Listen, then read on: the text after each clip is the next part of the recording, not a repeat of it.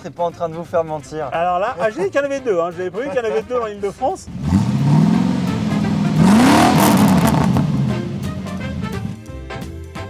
Bienvenue sur ce nouvel épisode Point de Corde. Donc aujourd'hui on retrouve Joseph avec sa Mustang. Bonjour. Merci Joseph de nous accueillir. Alors avec quoi on roule aujourd'hui? Alors aujourd'hui, on roule avec un Mustang 67, un 4.8, 220 chevaux, V8 américain, le gros V8 américain. Et puis surtout on est là pour la traversée de Paris. Et on est là pour la traversée de Paris, donc l'événement incontournable. Hein. Et puis nous on vous embarque tout de suite pour la traversée de Paris, puisque là on est donc à la Concorde, mais on vient de Vincennes et on a fait donc la traversée avec Joseph et puis il va nous embarquer tout de suite.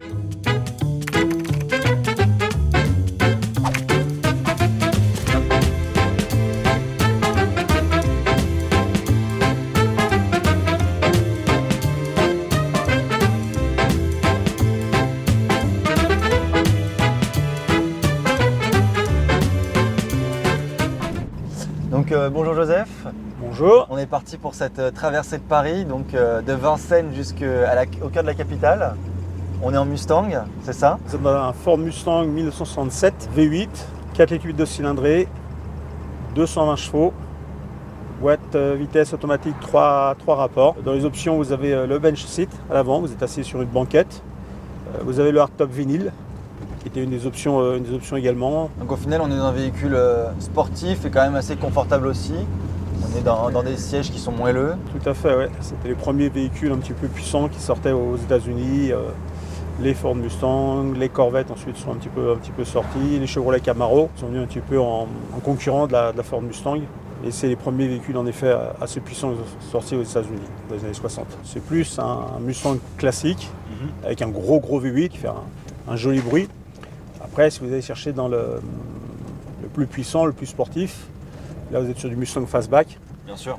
Le Mustang Fastback, c'est pour ceux qu'on connu, c'est Steve McQueen dans Bullitt. Bien sûr, dans les rues de San Francisco. Voilà, on connaît. exactement, vous connaissez, vous l'avez vu, celui-là avec cette couleur magnifique du Fastback. Du verre anglais très profond, magnifique. Donc là, par contre, vous êtes après sur des moteurs beaucoup plus puissants. C'est fait pour aller beaucoup plus vite. Ça reste encore une des familiales. Les Américains et surtout les jeunes se plaignaient qu'il n'y ait pas assez justement de gamme américaine pour les jeunes. Il y avait beaucoup d'importations de Porsche, de Mercedes, de petites BM. Et donc ce modèle a répondu à une vraie demande. Une demande d'une voiture un peu plus pour les jeunes, avec un peu plus de puissance, on peut un peu plus jouer avec que ces grosses Oldsmobile ou Cadillac, qui étaient vraiment des paquebots faits pour rouler, mais vraiment des paquebots. On prend plaisir à conduire ce V8 qui en fait rugit tout le temps. On prend plaisir, oui, pour le bruit, le confort aussi. C'est une voiture qui est assez agréable à conduire. Il faut faire attention un petit peu au freinage. Là-dessus, vous avez encore 4 freins tambour. Donc 4 freins tambour, c'est beaucoup plus délicat que des freins à disque. Hein. Ça freine plus fort les freins à disque. Anticiper un petit peu le freinage. Ça se conduit bien quand même dans une circulation un peu dense. Oui, très bien. Il y a la direction assistée sur ce modèle-là. La direction assistée est sortie début 67. Et donc c'est quoi? C'est un achat coup de cœur? C'est une transmission de passion? Alors, moi, ça fait longtemps que je voulais un Mustang. Hein. J'ai eu différentes voitures, mais c'est vrai que le Mustang, ça fait longtemps que j'en voulais un, mais je voulais un Mustang à part, parce qu'on trouve beaucoup des Mustangs. Ah ça oui. Ça a été construit, je ne sais plus combien de millions d'exemplaires aux States, et on en trouve beaucoup des Mustangs. Mais je voulais vraiment un modèle à part, et là, celui-ci, c'est la couleur. Ce Dusk Rose que vous avez, là, ce rose crépuscule, qui est une teinte qui a été faite en 67, deuxième semestre 67.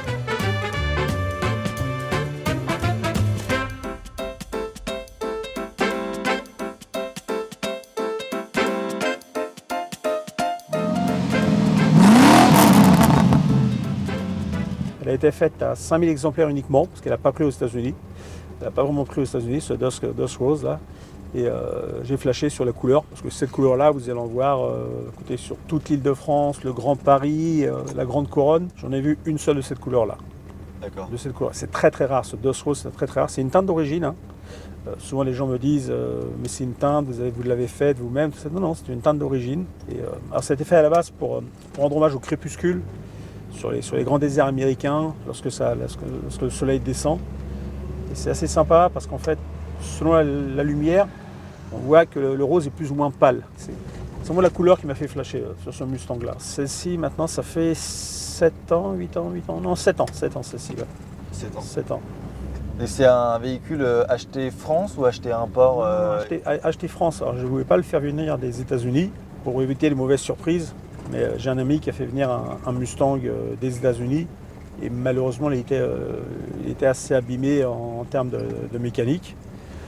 Et une fois que vous l'avez fait venir, vous l'avez fait venir, quoi. Donc moi j'ai vraiment cherché un Mustang sur la France que je pouvais essayer. Donc c'est un garage qui entre-temps d'ailleurs a fermé, mais un garage qui ne faisait que de la voiture ancienne où je l'ai trouvé. Et voilà, donc je l'ai essayé 2 fois. J'ai essayé d'abord tout seul, j'ai essayé avec un copain qui lui-même a un Mustang. Donc on a été essayé aussi à 2 avant de l'acheter. C'est l'avantage, voilà, c'est quand on achète en France, sur place, on peut essayer la voiture. Aux États-Unis, vous faites venir, c'est une importation, vous avez les vidéos, vous avez tout ce que vous voulez, mais puis, ça s'arrête là, quoi. Puis donc c'est un véhicule qui vous, visiblement, dans lequel vous tenez, puisque ça fait 7 ans, donc oui, c'est un plaisir à sortir. On a failli me le racheter d'ailleurs à la traversée de Paris, il y a 3-4 ans. On était garés 3 place de la Concorde, je ne sais plus. Il y avait un monsieur avec sa femme et sa petite fille qui avait 10 ans, un fan de Mustang, qui n'avait jamais vu un Mustang de cette couleur-là. Il m'a proposé 2 fois de l'acheter. 2 fois, j'ai décliné son offre. Et on a fait me le racheter une 2e fois, parce que je suis dans un autre club, le Gavap. Et là aussi, il y a un ami du Gavap. Sa fille est tombée amoureuse de la couleur. Et il voulait à tout prix me l'acheter. Il m'a même demandé donne-moi ton prix et on s'arrangera. Je fais mais elle n'est pas à vendre la voiture. C'est ma voiture, j'y tiens beaucoup. En même temps, c'est une voiture, je pense que tout passionné ou toute personne qui a une petite sensibilité a envie d'avoir.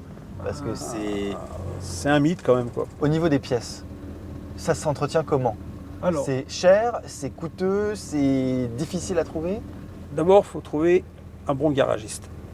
On peut faire de la mécanique dessus, bon, c'est assez basique encore comme moteur, hein. C'est pas beaucoup, il n'y a pas d'électronique quasiment. Donc on peut faire de la mécanique dessus, mais ça demande du temps, ça demande un minimum de compétences. Et très franchement, il faut trouver un bon garagiste. Donc moi j'ai la chance d'avoir un très bon garagiste qui ne fait que de la voiture ancienne d'ailleurs. Là il faut réellement prendre des gens qui font que de l'ancienne, hein. Les pièces se trouvent assez facilement. Alors vous avez beaucoup de copies aujourd'hui qui viennent malheureusement d'Asie, donc moi j'achète toujours les pièces des États-Unis sur des sites américains. J'ai trouvé pas mal de choses lorsque j'ai besoin. Vous trouvez beaucoup sur les sites américains. Vous allez sur eBay USA. Ils ont un site dédié pour les Mustangs. Vous tapez Mustang et là vous avez tout ce que vous voulez en termes de pièces de seconde main, hein, de pièces d'origine, de seconde main. L'autoradio que j'ai ici, par exemple, c'est un vrai autoradio américain. Parce qu'à la base, quand j'ai acheté, il y avait un autoradio européen, ce qui m'énervait beaucoup. Ce n'est pas un autoradio Ford. Donc ça, c'est vraiment un autoradio Ford Fomoco que j'ai fait venir aux États-Unis, que j'ai acheté sur un modèle 67 d'ailleurs, que j'ai fait venir aux États-Unis. Et anecdotique, c'est que lorsque j'ai reçu l'autoradio, je dis c'est pas possible, ils se sont trompés, c'est trop lourd. Cet autoradio-là pèse 4,5 kg. 4,5 kg. Donc les pièces, c'est assez facile à trouver, très franchement. Hein. Mais en mécanique pure, j'ai changé un carburateur, j'ai changé le carbu double corps, qui avait une petite fuite, donc il y a beaucoup de remontées d'essence. Au bout d'un moment, c'était un peu agressif. Donc là, c'est pareil, mon garagiste avait venir un carburateur des États-Unis. Et j'ai eu une petite fuite sur le radiateur, une petite ailette qui fuyait. Et comme c'est un radiateur d'origine, en fait, plutôt que de le faire changer, je l'ai fait réparer. Parce que c'est des gens qui refont le radiateur, hein. C'est vraiment des artistes, en métal, tout à fait. Ouais. En 7 ans, j'ai fait un carburateur, un radiateur, c'est tout. C'est raisonnable. Oh, c'est très raisonnable. À part la consommation qui doit être assez excessive, au niveau de l'entretien, ça va. Oui. La consommation, après, ça dépend ce qu'on fait. Si on roule gentiment, en mode promenade, vous allez être sur du 10 litres au 100. Ça reste correct pour ce type de voiture avec ces gros moteurs. Vous pouvez monter à 17, 18 litres assez facilement, quoi. C'est rapide, c'est assez gourmand. Facilement. C'est gourmand. Les V8 sont gourmands. Boîte automatique, c'est une 3 rapports, donc ça monte très vite dans les tours, hein. Donc automatiquement, ça demande pas mal d'essence. Ce qui m'a le plus marqué, et elle n'est pas drôle l'anecdote d'ailleurs, c'est la première traversée que j'ai faite de Paris.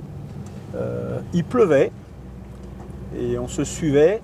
Et un monsieur derrière qui avait d'ailleurs un gros pick-up Chevrolet, je ne sais plus quelle année, je crois que c'était un 64, 65, les très gros pick-up Chevrolet, très haut à l'arrière.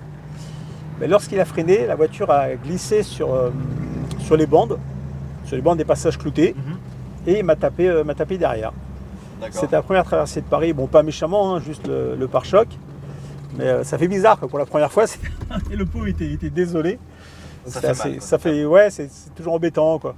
Un pare-choc c'est rien, mais voilà. Pour la première, c'est la première traversée de Paris, c'est pas sympa quoi. Et une mise en avant. Et ça marche très vite. Ah oui, là en plus on pourra peut-être même faire un petit démarrage assez sympatoche. Ça marche assez vite comme ça. C'est genre là, la route est grasse en plus, donc ça peut vite. Ouais, ça peut vite partir. En virage, ça peut vite partir. En droite encore ça, mais en virage, ça peut vite partir. La course.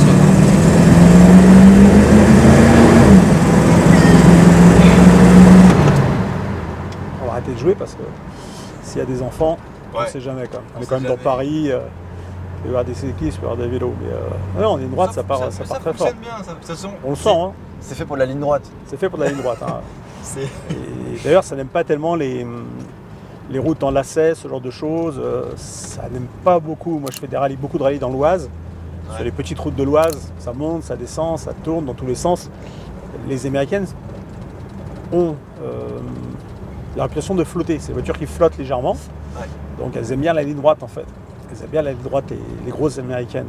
Les petites routes à travers les forêts, ça aime moins déjà. C'est pas des routes qu'on a aux États-Unis, enfin du moins pas beaucoup. C'est ça, exactement. Et puis c'est quoi alors? C'est de la suspension hydraulique ou pas? Non, suspension classique ici. Classique. Hein. Non, sur du ressort classique. Mais ça flotte quoi. Mais ça flotte. Et toutes les Américaines ont cette réputation légèrement de flotter. Parce que je dis légèrement, c'est qu'en fait, vous voyez, vous avez toujours un petit rappel comme ça, et vous le sentez d'ailleurs au volant. Hein. Au volant, vous avez un petit jeu. Vous voyez ce petit jeu au volant? Ouais. Si vous le regardez comme ça, vous le touchez comme ça, le volant, en fait, la voiture ne bouge pas. Ça flotte légèrement. Donc toutes les Américaines ont cette réputation de flotter, et qui n'est pas qu'une réputation d'ailleurs. Après, il y a le chant de ce V8. Moi, j'appelle ça un chant, c'est une musique. Pour moi, c'est une musique ce V8.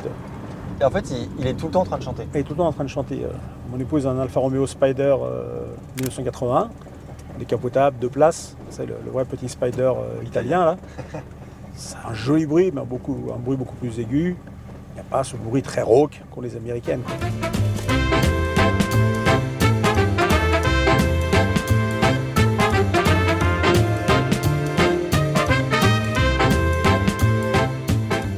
Moi, mes voitures, je sors l'été quasiment toutes les 2 semaines. Je fais pas mal de rallyes, pas mal de balades avec aussi, donc presque tous les 2 semaines. Et d'autres voitures comme ça qui vous titillent quand vous allez au rassemblement, vous dites un jour un Porsche peut-être, un 911, quelque chose comme ça, un jour un Porsche. Et après, voilà, il faut aussi pouvoir sortir les voitures, ainsi de suite. Absolument. Une anglaise ou une allemande, voilà. On ne suis pas trop attiré par les modèles français de collection. Après c'est gros, il faut prendre un DS, quelque chose comme ça, mais après... Là, de ce que j'entends, c'est plus de la sportivité que vous cherchez. Voilà. DS, on n'y sera pas. Quoi. DS, on n'y sera pas, c'est clair. C'est clair. C'est vrai qu'à part si vous prenez de l'Alpine, oui. Après il faut aller chercher dans des modèles plus spécifiques, de la Gordini. Oui, l'R8 Gordini, mais après il faut être comment dirais-je, faut pas être grand pour entrer dans une R8 Gordini. Je suis monté dedans, j'ai un copain qui en a une aussi au club, c'est hyper sympa, mais il faut pas être... C'est une brique. Voilà, c'est une brique. C'est ça, mais ça marche très bien par contre. Hein. Ah oui, ça marche très bien. En route de campagne, je pense, ça pas de souci. Le Gordini, ça marche très bien. Je vais faire une révision complète, filtre à air, filtre à huile, changement des courroies. Ça me coûte dans les 450, 500 € à peu près. Sur une révision classique, je veux dire, hein, vraiment une révision classique. Changement des carburateur, il y a un petit peu de boulot quand même, c'est me chercher dans les 1200 € à peu près, je pense. Y compris avec l'achat de la pièce, avec l'achat, faire venir le carburateur des États-Unis, ainsi de suite. C'est combien une Mustang à peu près? Il y a plusieurs éditions, c'est très compliqué. Mais de prix d'achat France. Sur du Mustang de ce type-là, hein. Le cabriolet ou le coupé comme ça, 2 portes, quelque chose de propre. Vous n'avez pas de boulot à faire dessus, hein. Quelque chose de propre, c'est entre 25 et 30, ce qui n'est pas hyper excessif non plus, hein, 25-30 000.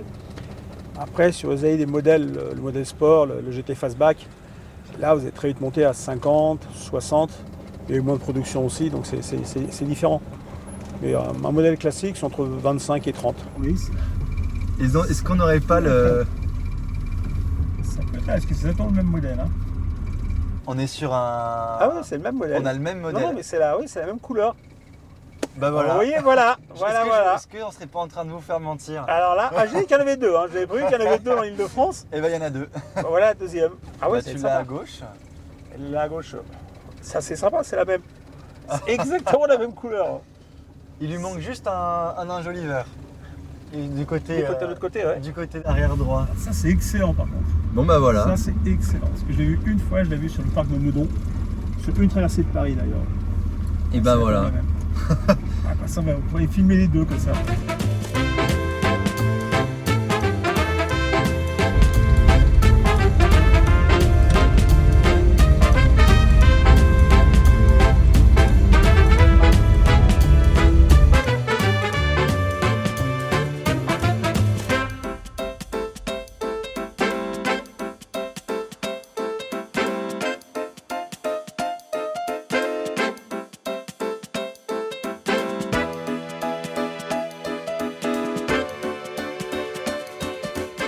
fait cette traversée de Paris tous ensemble, c'était extrêmement sympa.